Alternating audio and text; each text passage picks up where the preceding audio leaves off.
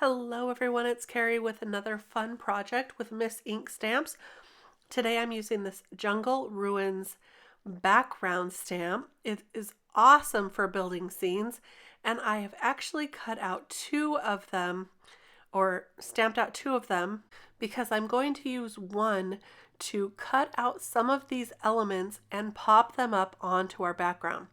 So the leaves and one of the palm trees I'm going to cut out from the other background and pop them up so we get some great dimension on this card. Now for these plants near the bottom of the scene, I'm not going to be popping these up, so I want to color these ones with some good colors. I've got YG01, YG03, and YG17 here. And I'm just going to color them up very simply using all of those colors to blend. For these jungle vines, I'm just using one color, that's the E37, and I'm just going to kind of color those in with no shading whatsoever. They're pretty thin lines, but I wanted them to kind of stand out, so they're that nice dark shade of brown. For all the jungle ruins, I'm going to be using some neutral grays here, just N1, N3, and N5, and I'm just adding a little bit of shading, not worrying too much about this. I am going to add a few more details at the end, but this reminded me of the time that I went to Belize, and we actually went to a lot of the Mayan ruins there. They had a lot of steps kind of like this one here, and they were very, very degraded. They were falling apart, and it was so interesting because we were still allowed to climb them. They had ropes you could hold on to.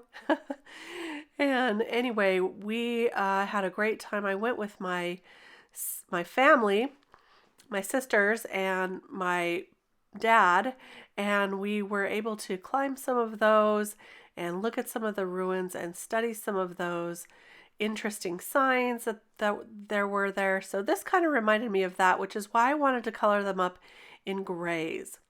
I think this would also look great colored up in some tan colors. You could vary them. You could actually make this a very bright background with lots of different colors. Lots of things you can do with this. It doesn't just have to be one set of colors. For the monkeys, I'm coloring them up real simply with E30 colors, and these are just going to be one color with a lighter color on their face. So very easy. And then I'm just going to finish up with the trees here, the tree trunk, drawing some lines on with a darker E37, and then going over that whole thing with the E35 and just coloring that in.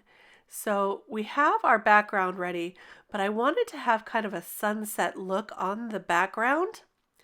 So I'm going to use some Distress Oxides in Fossilized Amber and Spiced Marmalade, and the last one is Ripe Persimmon.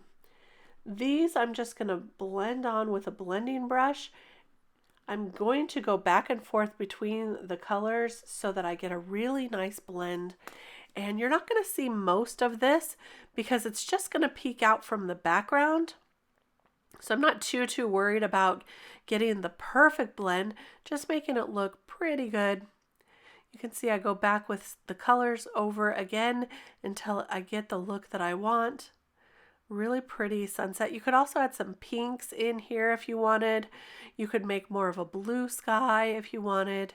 So whatever you want to do here, I just went with the oranges and gold colors. And now I'm going to cut out around the top of this background so that this sunset can peek through that background. And I am just finishing up here, and you can see this is how it's going to look over that background with the sunset. I'm going to color up the orangutan with E08 and E02. They're kind of more of a red-brown color, which I think kind of matches an orangutan. You could probably get away with coloring this up as a gorilla as well. So many options. So today I've already colored up the background, the leaves, the orangutan, and I have a sentiment that says it's your day, go wild.